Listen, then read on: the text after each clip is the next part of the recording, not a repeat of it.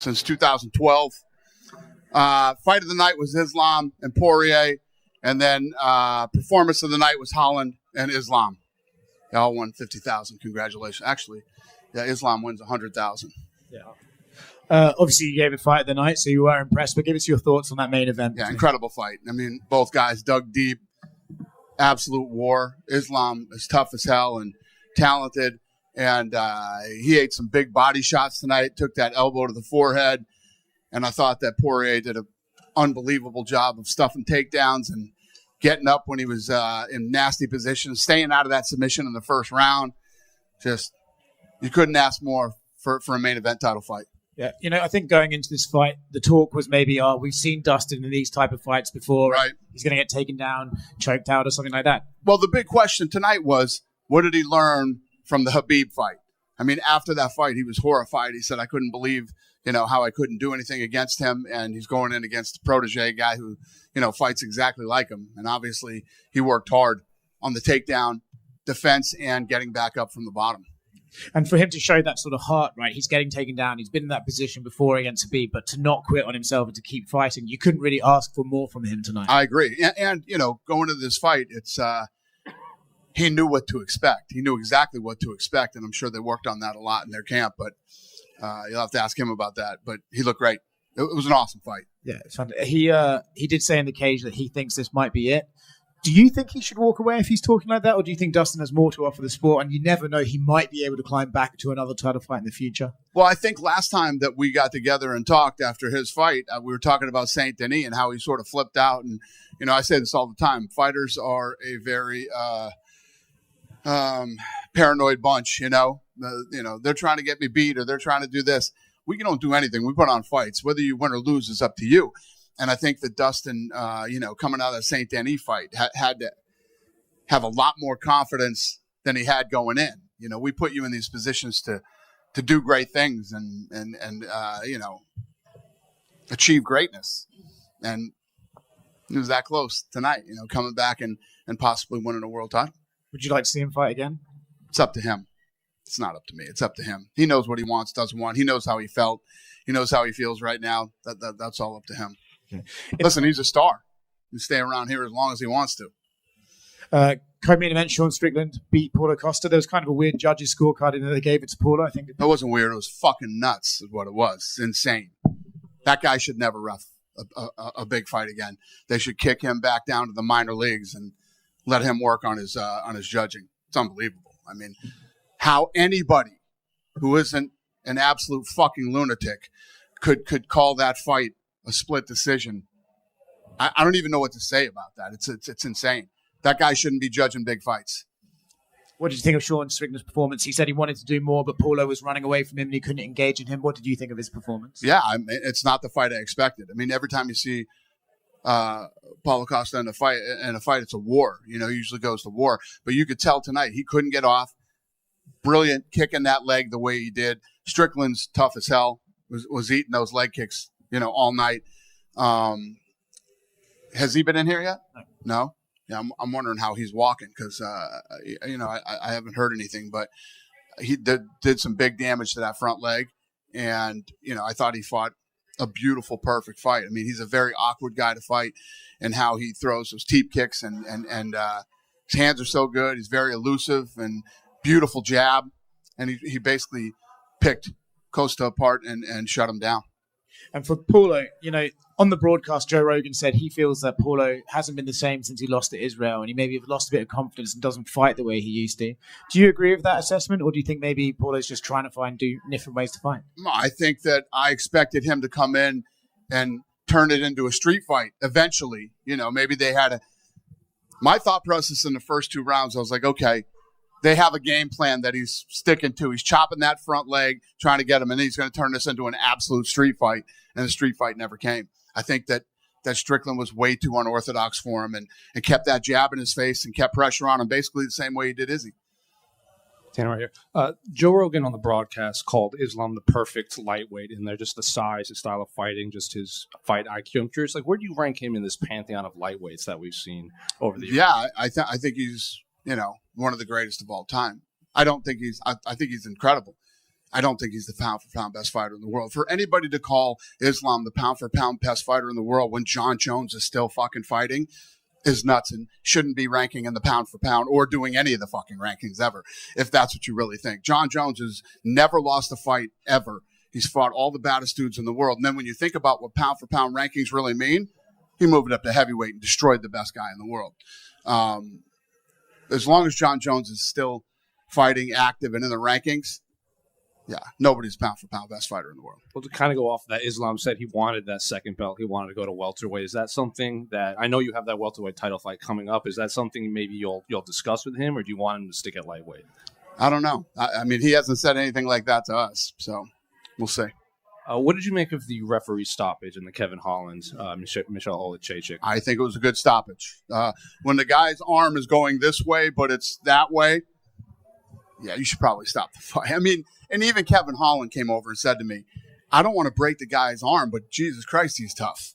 You know what I mean? And I respect that, the guys that don't tap. But if you don't tap and that's happening to your arm, it's. I think that the ref needs to step in and stop the fight so you don't do permanent damage to the guy.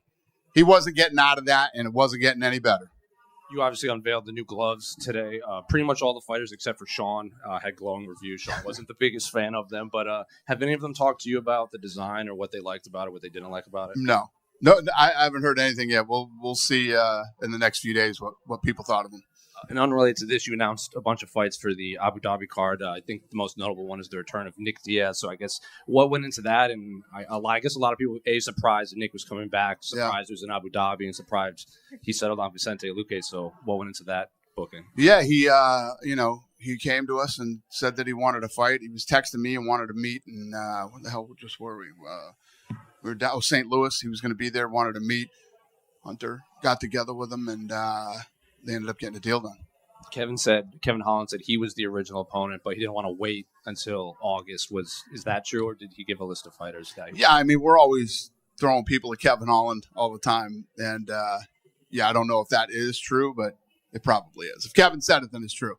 I've never heard Kevin make any shit up, so it must be true.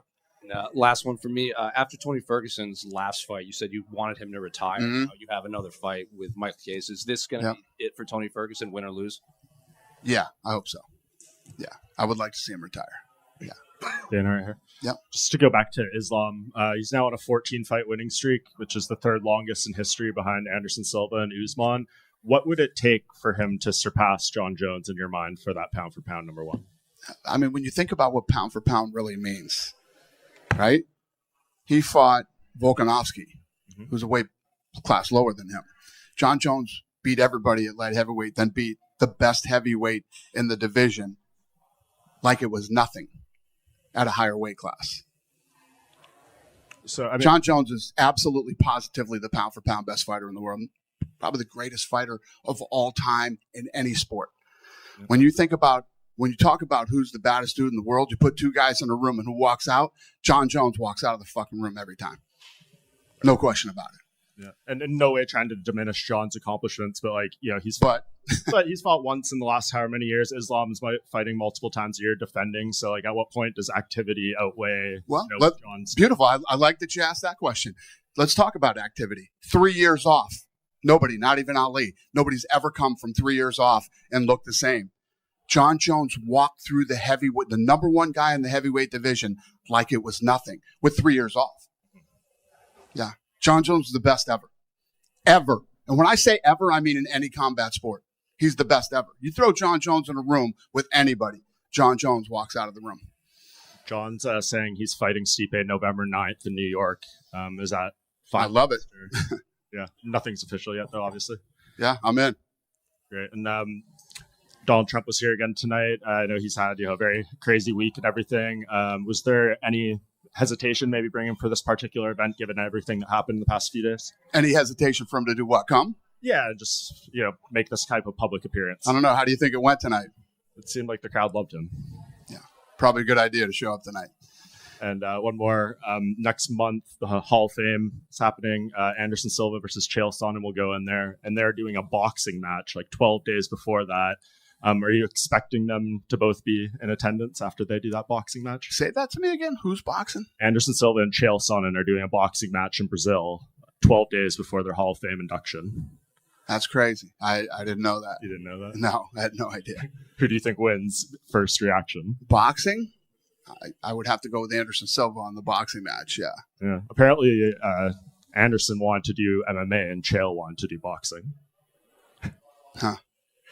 Yeah. Okay. He wants what? He wants to box Jorge Masvidal after Anderson Silva.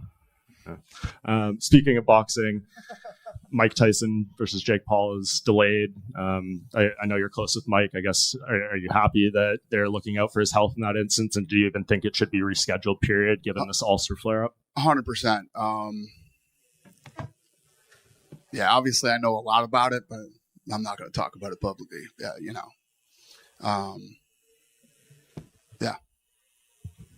I for the first time probably ever in my life, I have no comment on something. That's Mike's world, and he gets pissed at me every time I talk about that stuff. Good for him, and they'll figure it out. Dana right here. Kind of sticking with the middleweight theme that was tonight. Any progress on the middleweight title fight? Is it Dricus versus Izzy, nearing the finish line, so to speak?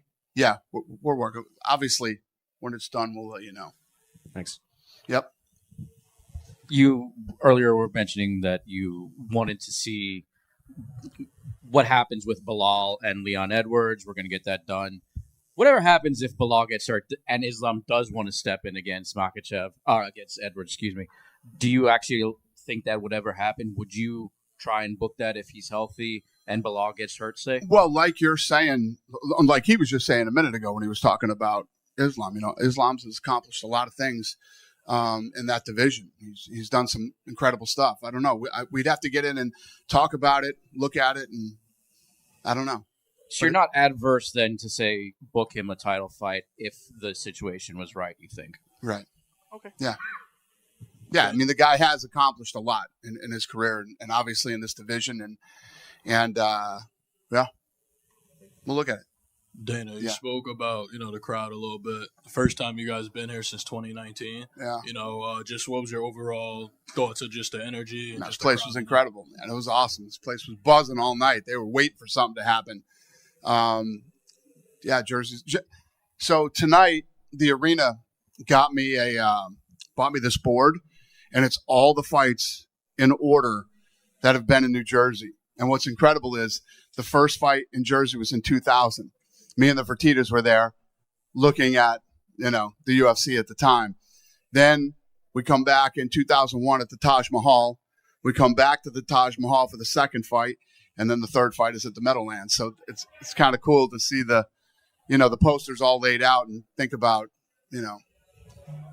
basically 25 years ago, how, we were at the first one here in Jersey. So Jersey's always been good to us, and it's always fun to come back here. Thanks. Hey, Dana. Jailton Almeida said he wants to face Cyril Gane in September.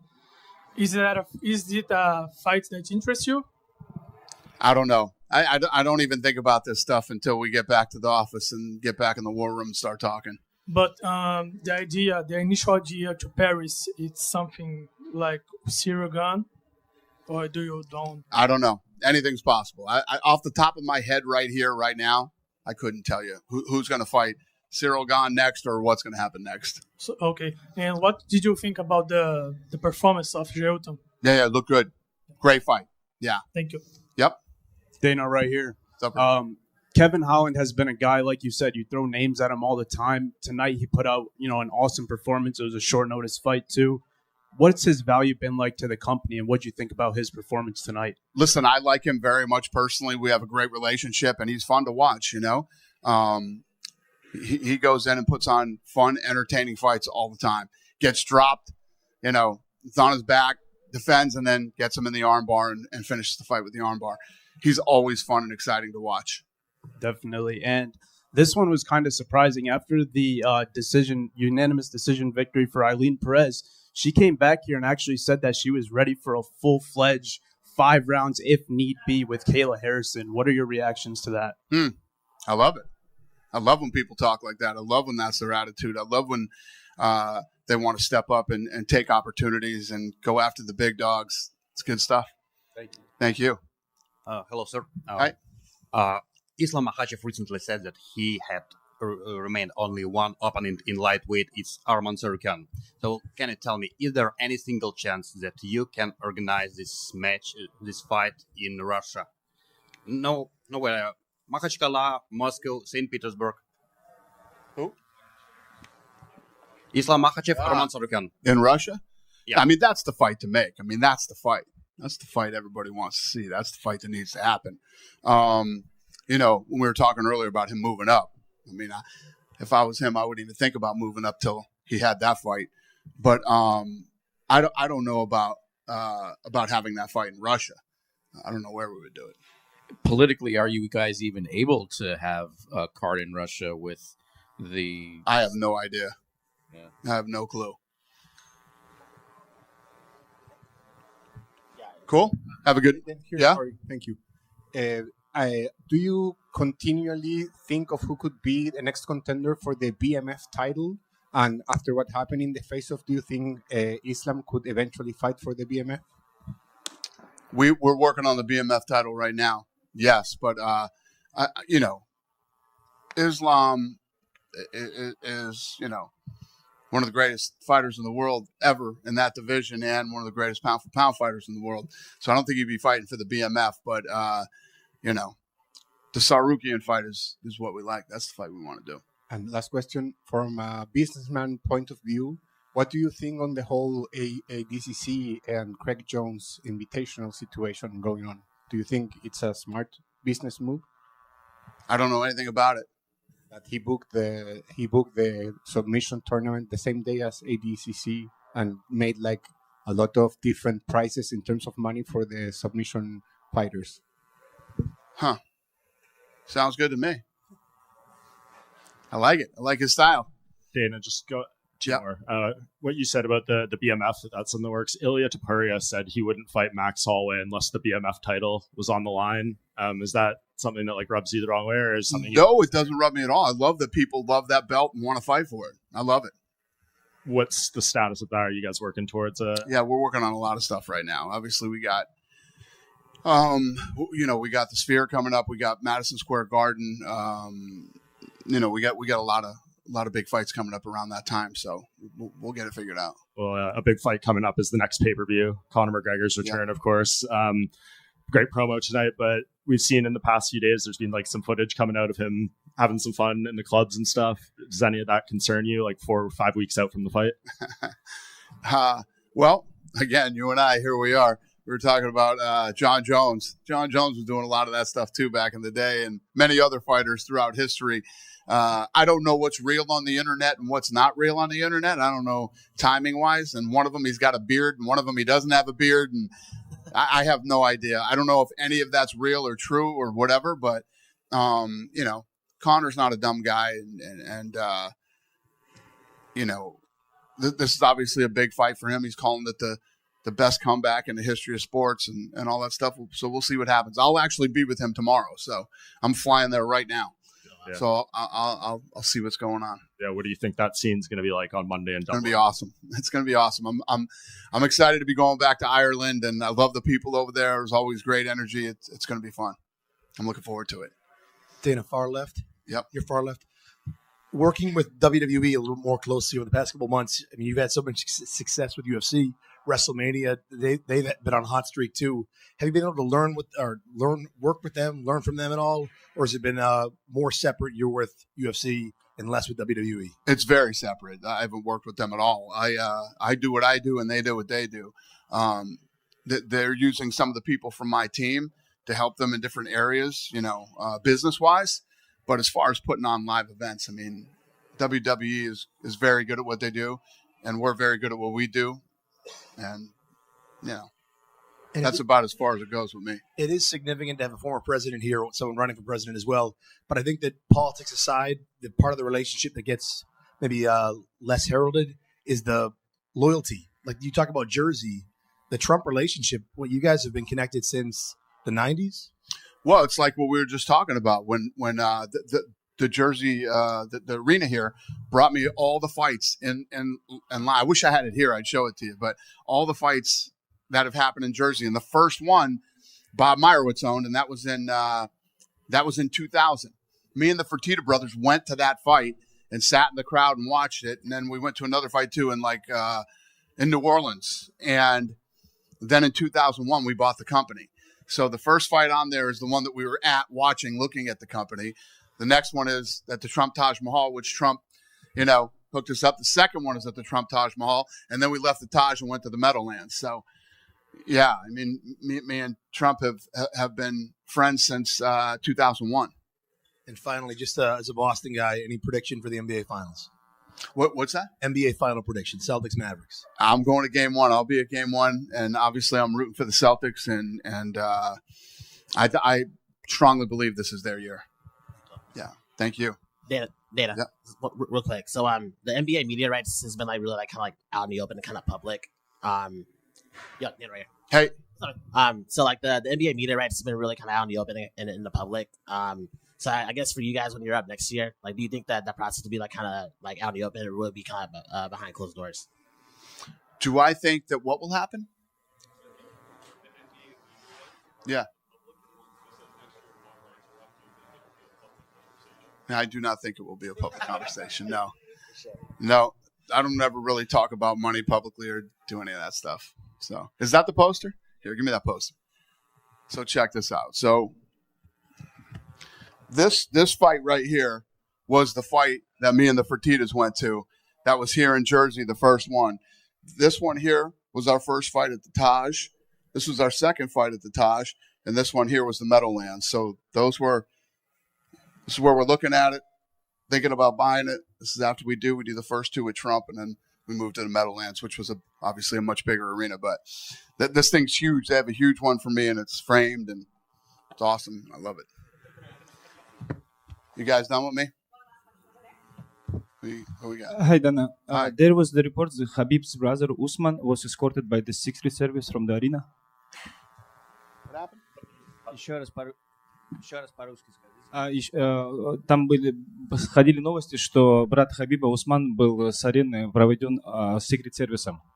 There was news about the fact that Usman Nurmagomedov, Habib's brother, was actually escorted from the arena by the Secret Service. Is that true or not? Is it? Dana, what happened was he was in the right here. He was in the fighter section behind the cage, and when Islam got the finish, he jumped over the barrier and jumped into the cage, and then security escorted him. So there you go. Did you hear that? He jumped over the cage after the fight, which you can't do, and security escorted him out. Yeah, you can't do that. Yeah. What do you got? Данный вопрос от российских медиа. Если представить, что турнир все-таки состоится в России, вы бы хотели, чтобы его посетил Путин, как сегодня посетил Трамп? Question from Russian media. If, let's say, hypothetically, the fight does take place in Russia, would you like for Putin to come to see the fight, much like Trump came to see the fight today? President Putin. It's funny because any president of a country that comes to a fight, obviously we'd be blown away and honored to have, at any of our fights. So yes, obviously, if it was in Russia, yeah, it would. I'm sure the president of the country would be more than welcome to come. Это всегда очень круто, когда президент страны, в которой происходит бой, приходит на события. Поэтому конечно же, если будет в России и Путин в это время будет президентом, почему бы нет? Конечно, было бы очень круто, если он придет на наше событие. Have a great night. Thanks, Jersey.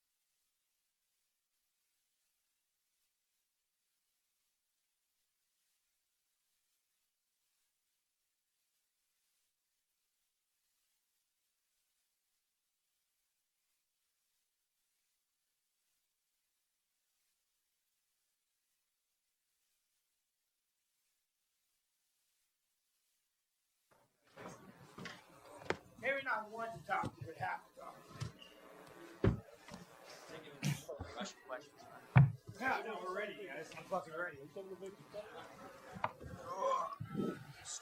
I got it. There's gonna be one of you guys who are gonna say something. I'm pretty sure the UFC has lectured you guys and said, "Hey, don't get Sean canceled." So, asking honestly, guys, has the UFC ever talked to you guys and said, "Hey, don't get Sean canceled. Don't bring up shit that's gonna get him canceled"? How can we get you cancelled when you're the one who says all the shit you do? I only speak truth, my man. You look like a gay pirate. Calm down. Good fight, good win. A little bit. Good fight. I don't know about good, but I won. Okay. Good fight, but barely. Hey, calm the fuck down, Canadian, bro. Yeah, that judge is terrible, you guys. When you heard it was a split decision, were you a little bit concerned? You've been on some. Yeah, no, I've been fucked once or twice in my life, guys. Yeah, no, a little bit, but you leave shit in the hands of the judges, bro, and like you can't complain. I mean, I'll bitch on Instagram for a couple of days, but once I go through my feelings and my ovaries stop hurting, I let it go. Dana was in here and he said he was surprised by how Paulo fought. He said he was going to try and turn it into a street fight, and then he didn't. Probably couldn't adjust to your style. Were you a bit surprised with how Paulo fought? Yeah, you could never tell how good somebody is until they fight somebody good, and I think that there's that moment where every time Costa's like, "I'm going to fight this man," he gets stuck in the face. He's like, "Oh, I don't think I want to fight this man today." So I think a lot of it was just you never know how good somebody is until they fight somebody good, and that's kind of what you see in there. I feel like over the past few fights, your style has become more and more effective, and you are actually getting better and better. Do you feel that way when you get in there? Yeah, it was just kind of it was just awkward, man. It was like a weird fight. I mean, there was a moment where I even stopped going in my fight stance. I just started walking forward what the fuck are we doing here, dude? But that said, Trump is here, man. Come on now. We got a convicted felon. Let's put on a fucking show for this man. Technically, are you on as well? Are you a convicted felon? No, I pled to 2 misdemeanors, sir. Oh, okay. I could still own a gun and vote, and apparently run for president. Was it cool to perform in front of Trump? Oh, yeah, dude. Trump is a fucking man, you guys. I think we're all Trumpsters here besides a fucking Canadian.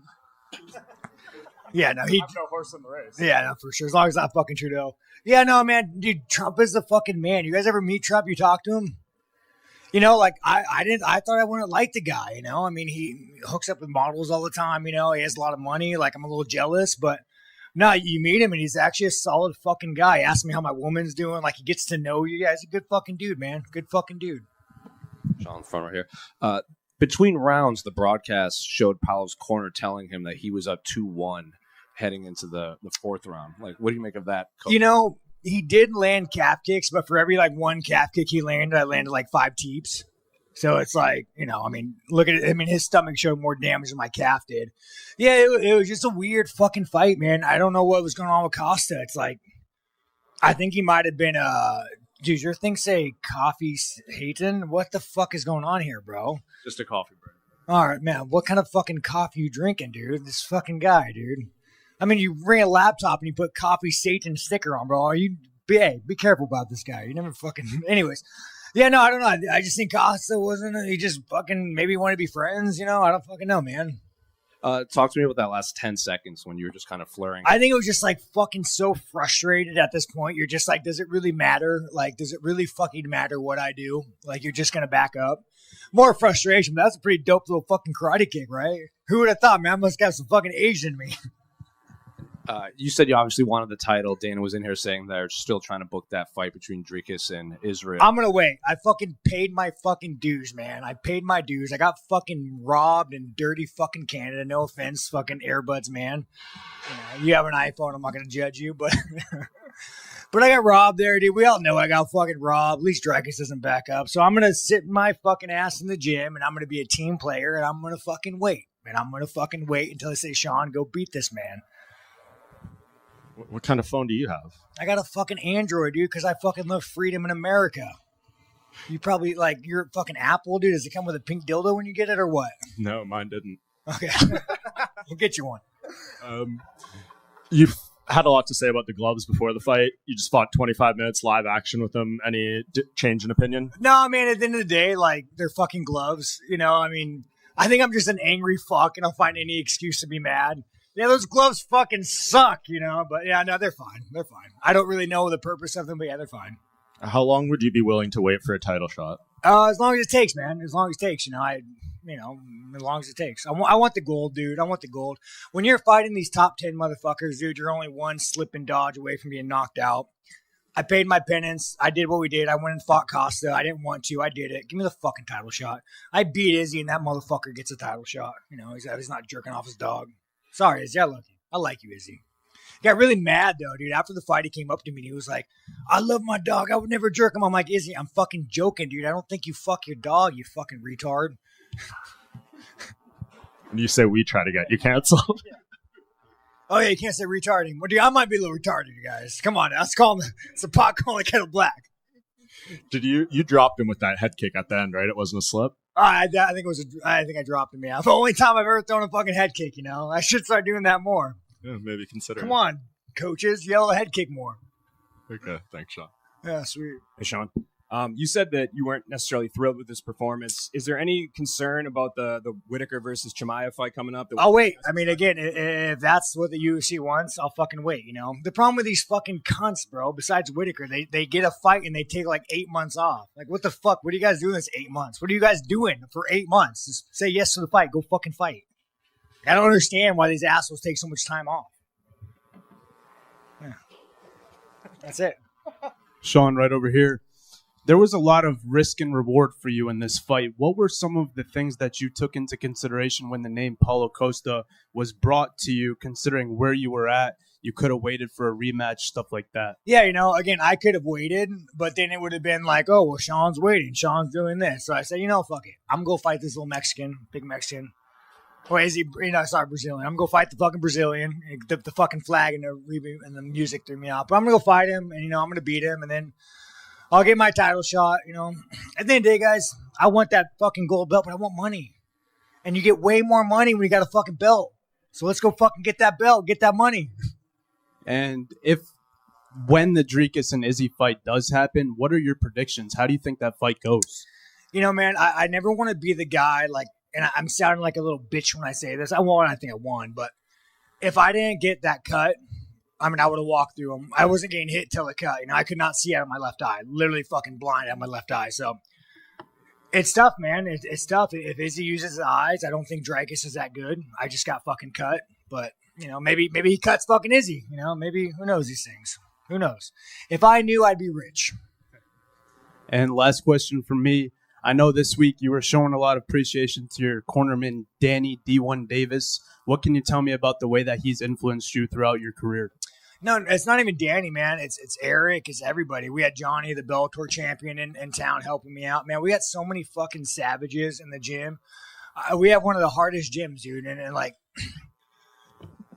you guys don't understand, football players, what does a football player do to practice? They go walk through plays. What does a basketball player do? They go fucking shoot hoops. What do we do to train? We try to fucking kill each other. Every time me and Johnny spar, one of us is left fucking bloody. So it's like I have so much appreciation for Danny, for Eric, for Chris Curtis, for all these guys, man. We sacrifice so much for one another that, you'll never understand what it's like. Thank you. I like you, bro. What's your name, dude? Dylan Napoleon, Cage Side Press. Yeah.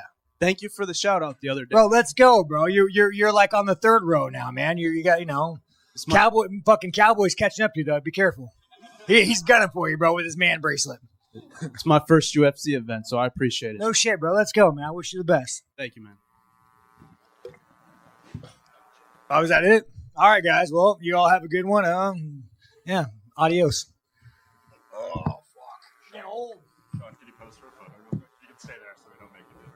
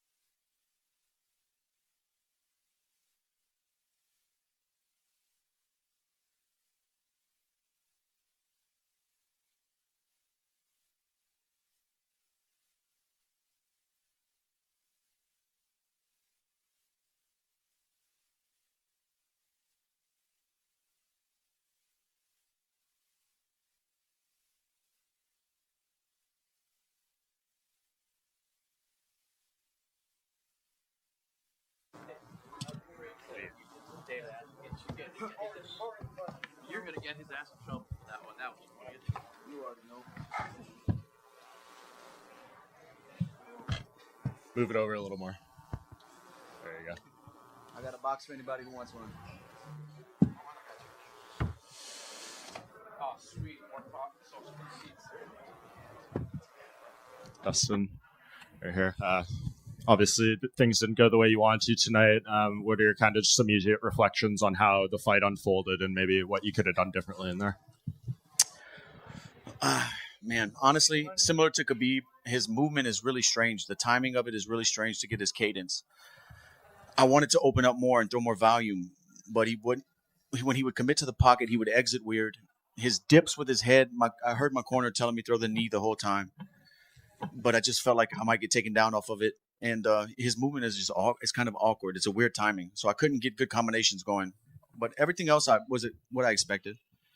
You alluded in the cage that something happened in the fight. You kind of stopped yourself short. Is there anything more you want to share as far as that? Did something happen when? When you were talking to Rogan, you kind of alluded to something maybe happened in the fight, but then you stopped yourself from sharing too much. Is there anything more you can share now? I might have messed my ACL up against the fence in the third or fourth round. Before I hit him with the switch, I don't remember what round that was. My knee and my knee bone and my shin bone, I felt slide, and then it started burning.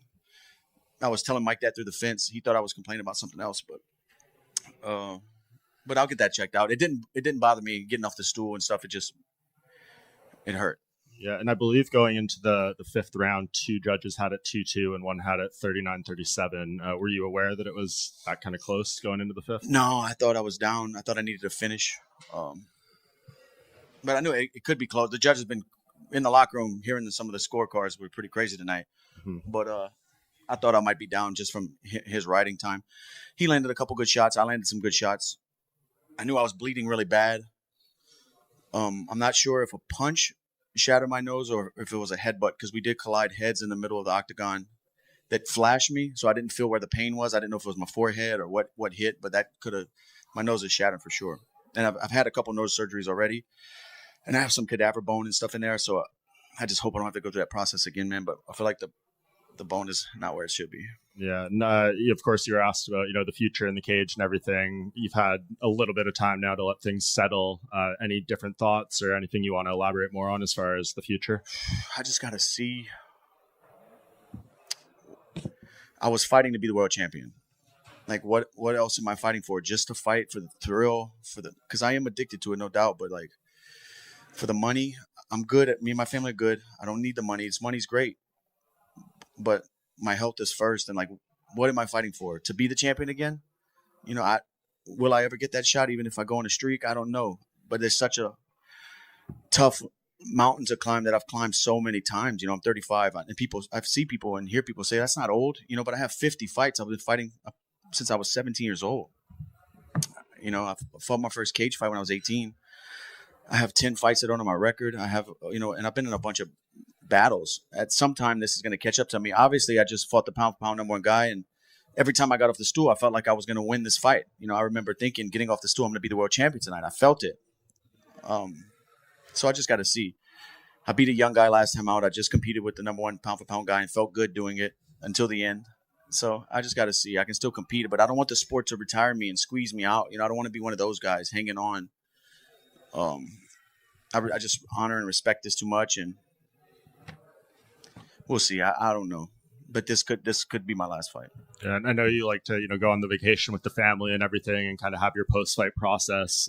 How do you when do you ultimately think you make a decision? It's I just got to digest everything. Talk to my family. Talk to my coaches, and see. There's no rush on it, but this could be. Could be my last fight. I don't know. I just got to get home and see what I'm fighting for. Well, whatever you decide to do, you're a legend and an asset to the sport. And I think everyone here appreciates everything you've done. So thank you so much. Thank you, man. And I really felt like going into this fight, I felt like whatever was going to happen is destiny. So whatever's going to happen, I can't control the outcome, just the process. So I try to enjoy the experience and the process of getting ready for another fight and walking out here to a crazy crowd and just the rush that comes along with that, And I enjoyed tonight. I did. I enjoyed it. Based on that enjoyment, if this was the last one and it was an amazing performance by yourself, would you be content with going out on this one? That's the problem. Tonight, if I would have won that belt, I would be content with everything I've done in the sport. It's just I didn't get the ultimate goal. The reason I started fighting was to be the world champion, undisputed, and I didn't get it. I don't know. I don't know. We've heard guys in the past, like Alex Volkanovski, for one, struggle with not competing, right? They think they're ready for it, and then he gets a prolonged break, and then suddenly realizes there are demons that he's not dealing with very well. Are you set up for a life post-fighting, or is that going to be a period of adjustment for you? No, I'm staying busy-wise. Yeah, or just like not having the competition in your life. I don't know. I don't think anything will ever fill that void. I don't know what could fill that void. I'm busy outside the Octagon. I have a lot of things going on with my foundation, the businesses I own. I'm always busy, but nothing fills that void of competition that I've been doing for so long. The pureness of it, the one-on-one combat, the preparing myself. But fighting is such a selfish sport, man. And I've taken away from the people I love by focusing so much on myself and trying to master this craft. I don't know. It's just a lot of stuff to weigh out. Do you think, how much of an input would you want from your family? Like if they say, look, we'd rather you quit, will you listen to them and just go with what they want? Or do you think I've still got a life and a purpose I want to serve as well? Like how does that conversations go? I know the answer to they want me to stop. But I know I can still compete with these guys. I just got to figure out what I'm fighting for. The last one for me, sometimes we see guys change weight class or they'll wait for the UFC to offer them a big money fight or against a legend of the sport, something like that. If there was anything that you think okay, I'll do these one-off special fights, or do you need a purpose of no, if I'm going to keep doing this, then I'm setting a goal, I'm going for that? Yeah, it would have to be a goal, something that's hard to get, not like a big money fight and stuff like that. It has to be a goal. And switching weight, dude, I make 155 no problem. Dustin. If this is the last one, I just want to say thank you for a great career, man. Thank you so much, man. It's been brought up that you tend to learn from your losses. You take away something from it.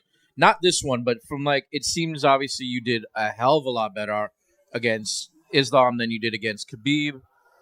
What did you learn from the Khabib fight that you think you were able to do excellent well, in the takedown defense and the wrestling?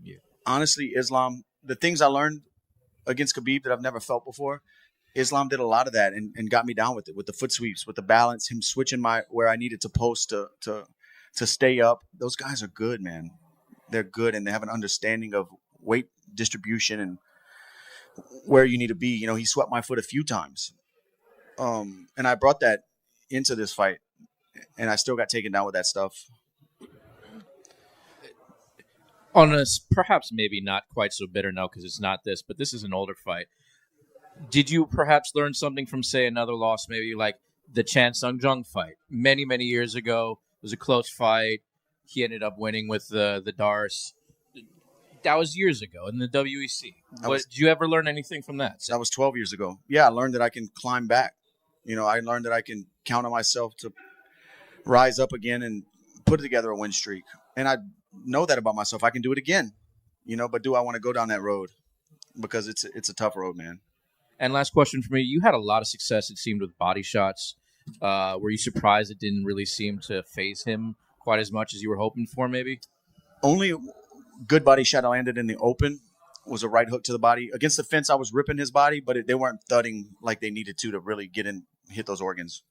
They might have sounded good, but they weren't thudding. The one in the open was a good shot. But also I'm throwing right hands to his left side. I need to be touching the liver, Just in the front, right here. You talk a lot about mentally wanting to be back in these fights and everything like that, and the mental toll it takes. But physically, are these wars starting to catch up to you on this, or do you feel as fresh as you did, say 5-6 years ago? I think age. In training camp wise, I still feel the same I felt when I'm healthy and fighting out here, because my body's healed up. But training camps definitely, I can't do 2-3 a days hard. I have to do one live day, one technique day. One day just focus on techniques. One day I can go live. I can't do live days where I'm doing 2 a days like I used to. I used to be able to do that no problem. Now I carry like the bumps and bruises from training camp a lot longer. And they showed you talking to him in there, and at one point you guys went forehead to forehead at the end of one of the rounds. What were you saying to each other between rounds? I don't remember. I was just telling him he's the champ. Congrats. You earned this. You're the best in the world. It also showed you talking. It looked like you were talking to DC and Rogan at one point when you were against the fence. Do you remember what you were saying to them? Yeah, I was telling him, man, this guy wants to grapple. You don't want to fight. You don't want to fight. That's what I was telling him. I was trying to elbow him. He didn't want to, but he wanted to fight, but he was just trying to slow it down too much. I wanted to brawl with him. Last one for me on that. We saw you and Habib kind of hug it out too in both the Octagon and back here. What words did he have to say for you? I think he said I'm a legend. I'm a great fighter. They have a lot of respect for me. And I have a lot of respect for those guys too. Habib helped me out with my foundation when we had a big goal, our first huge goal. And we swapped shirts and we ended up raising a lot of money to buy land and build water wells for the Pygmy people in Uganda. So that was like the first huge goal we ever accomplished. And without Habib and Dana White matching what Habib donated, that would have never happened. Dustin, what flavors we got on the table with the hot sauce? We got the Creole Maple, the KO, and the original, the OG. I got a box for you if you want to test them out. Maybe. I appreciate it. Dana White was in here talking about they have a BMF in the works. You fought the winner twice, 2-0 on him. Is that something that spices your life up? I don't know, man. I don't know. We got to see. Max is a tough dude, man. I'm a big fan. Got a lot of respect for him as well. He's a good dude. And finally, sorry, Nolan. What are your thoughts later this month, McGregor, Chandler? If Conor comes back anywhere similar to what he was before the injury, I'm talking timing-wise, his rhythm, I think he knocks Chandler out. Obviously, I fought them both. I fought Conor 3 times.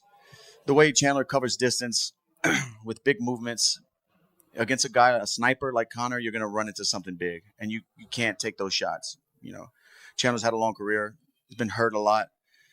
I'm not saying he's chinny, but I'm saying you can't cover distance with a sniper like Conor. If he's like he was, he's going to knock Chandler out.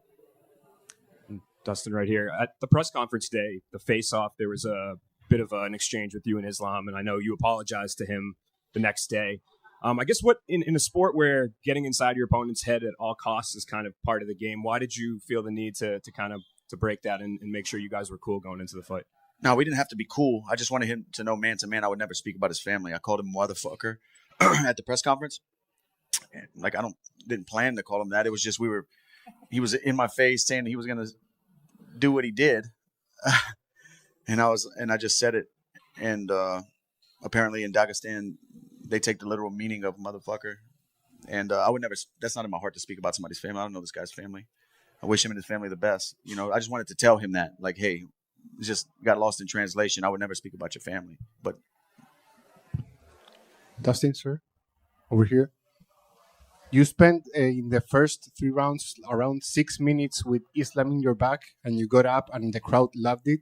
And by round 4, some people even saw that you were kind of getting in the groove, maybe even breaking him, blocking all of his take shots. By the end of round 4 in your corner, did you guys feel like the game plan was working? Yeah, but they wanted me to be busier. And then by the time the later rounds came, we thought we might be down. We needed to finish. And I didn't open up. I should have opened up. Looking back, it's always easy to say what you should have, could have done. But in the heat of the moment, his timing was weird. I was trying to take chances. I heard him calling for the knee. He was dipping. I didn't do it. I thought I might get my legs swept or him grab a single. There's a bunch of things you can break down and wish you would have done different. But every time I got off the stool after each round ended, I felt like I was, okay, I'm getting my momentum. I'm getting my groove. I'm feeling good. But that's fighting. Thank you, sir. It was a legendary fight. Thank you, sir. Islam, right here. Oh, Islam. Sorry, Dustin. What do you think about Islam trying to training with Charles, the wrestling? It would be great for Charles to get out there and feel those guys' pressure, wrist control. Their hips are very strong. Yeah, I think it would help him with his wrestling, no doubt about it. Dustin, I just wanted to have one more for you. you said about Khabib calling you a legend, Joe Rogan's calling you a legend, everyone's calling you a legend. For you personally, do you feel like a legend? Do you believe it when people talk to you? How do you feel now, Because you came short of winning the title, but you've been around forever. You've had all these achievements. How do you feel about yourself in your career? I still feel like I want to be the world champion, Like that stuff's all cool. And I hope people do look at me like that. I've done a lot in sport. I've had some crazy fights that I'm proud of, but I really want to be the world champion. That's what hurts. But I'm proud of everything I've done in the sport. I'm proud of the comebacks I've made, the improvements I've made, my discipline to the craft. This stuff isn't easy, man. This stuff isn't easy. Dustin, back here. With that being said, and you've acknowledging that this could be it, I know this is what you do, but if you elected to get back into the Octagon, just how tough would that be to mentally lock back in when you start to think, okay, this could be the end of the road? I mean, I just did it preparing for this fight. When this fight came around, I was like, okay. Because when I fought in Miami at 299, I kind of thought, like, this could be it. This could be the end. But I still feel good in there. That's the problem. Preparing, like if I decide to fight, preparing is that's when I feel normal. That's when everything in my life feels normal because I've been doing it so long. It's the opposite side of that. Not preparing is what scares me.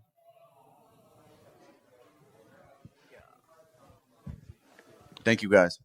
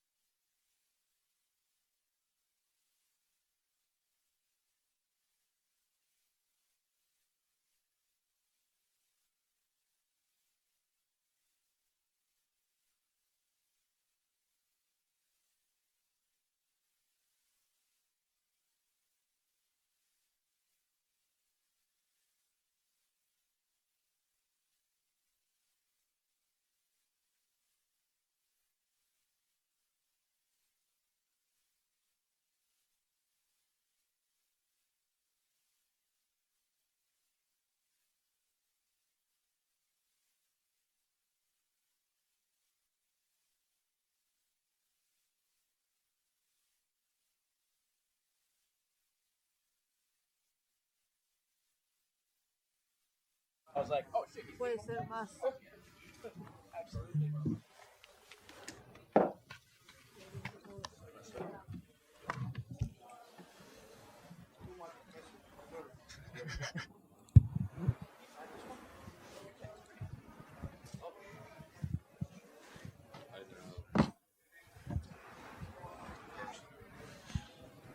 Islam, congratulations. 14th straight win, third straight title defense. You finish it in the last round. How did the fight go compared to the game plan and what you were expecting to do?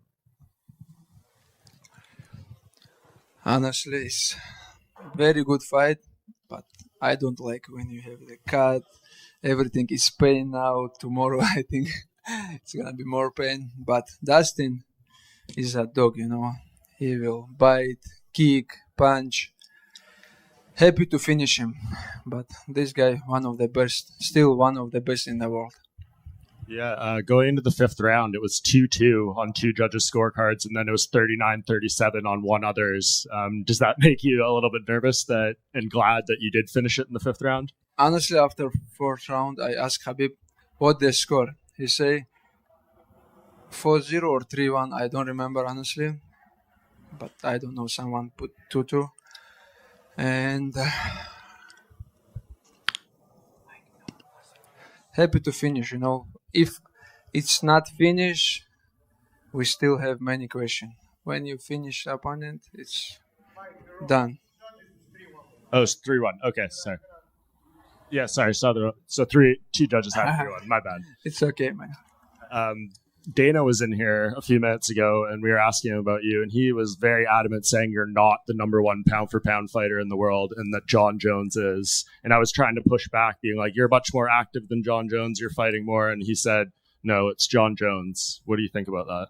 I don't know. Maybe it's his opinion. But I think I saved this card today because all these fights boring and the whole arena almost sleep. And we show with Dustin great performance. Then give me 2 bonuses.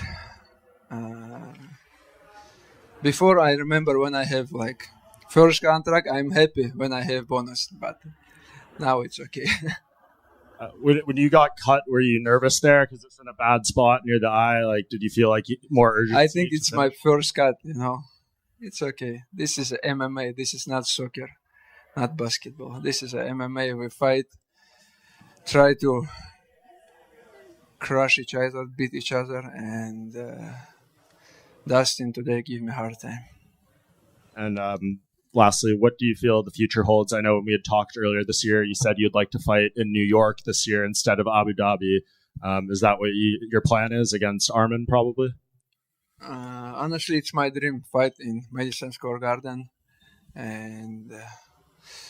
You know, now I think the US fan like me because we show good fight tonight. And if they give me a chance to come back in Madison Square Garden, this is my dream fight in this arena. In Islam, right here. You and Habib said that you thought it would be a second, third round finish, and it ended up being a fifth. So what was Dustin doing in there that maybe surprised you or threw you off? Because I think Dustin prepared for this fight very well. He said this is his last chance, and I think they did great job. He improved his wrestling defense, and you know, I think my mistake in this fight, I have to believe my striking more because I show my striking today. I staying within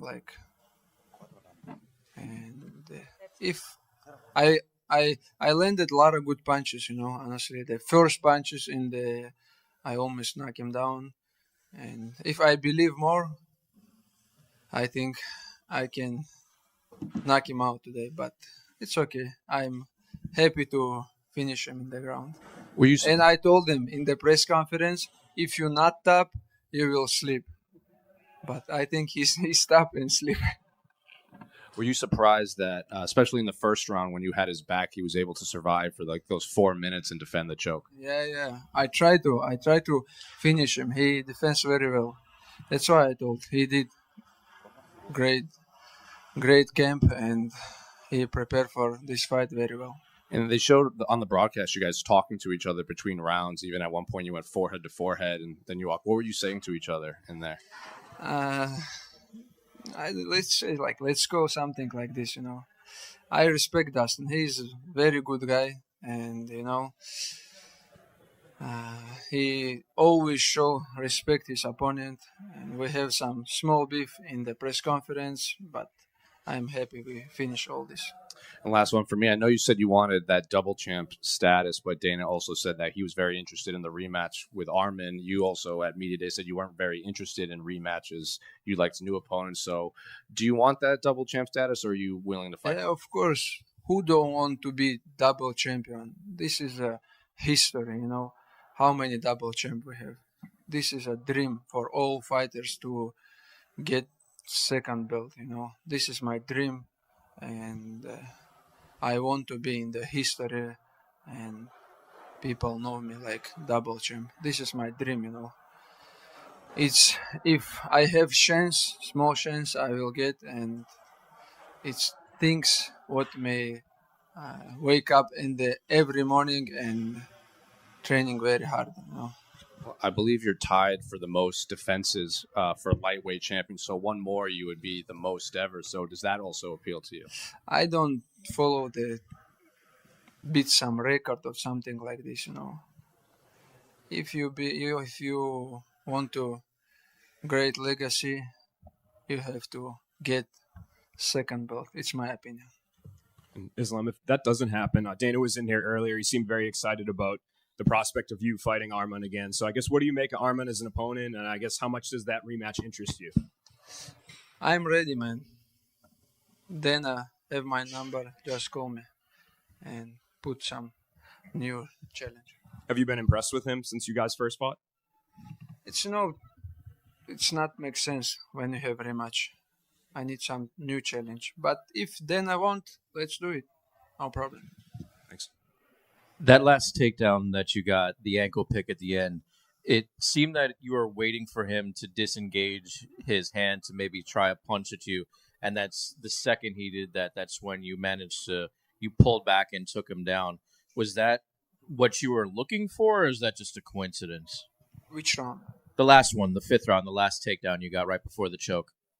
I did some wrestling. I know wrestling when I was when I was kids. We did the drills, and I tried to did, but he defends a little bit, and he give me his neck, But this is one of my favorite choke. I did this many times in the training, and when I close my arm, I understand this guy will sleep. I'm sorry, there might have been a little bit lost in translation. I was just asking, when you took him down on the takedown, he had reared his right hand back to try and punch you, and at the second he moved his right hand, that's when you nailed the takedown. You got him down. Was that something you were feeling, looking for? In the takedown. I was just asking about the takedown. Хотел его, после того, как ты поднял его за пятку, ты ждал, что он тебя ударит, и только тогда, когда он тебя ударит, тогда ты сможешь его перевести. У тебя был такой план в голове? Oh no, I told you this is a drills, when you catch one leg, like make him. Okay, thank you. Finish. Thanks so much, guys.